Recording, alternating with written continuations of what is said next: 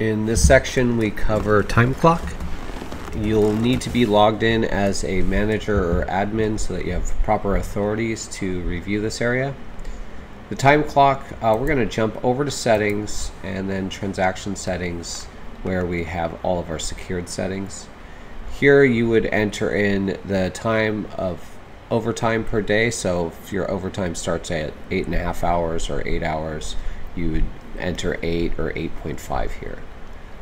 The time clock is located, the time clock history is located under contacts and then clock. And from here you will have some settings such as breaks where you can add different breaks in there. You can change the time, so we're going to go ahead and set back to the past.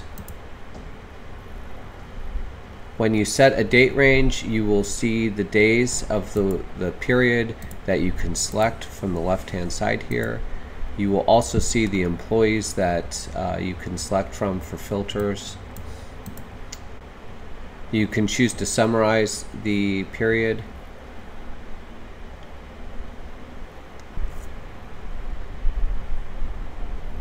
There's a few more details that you can see here. If you want, you can break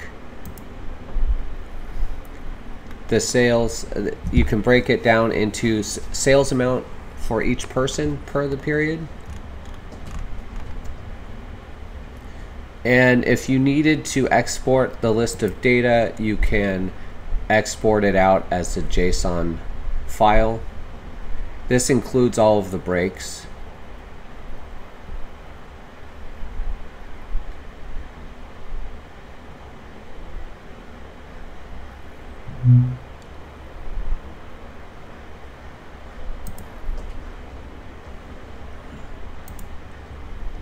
And then if you need to change any times, you can edit.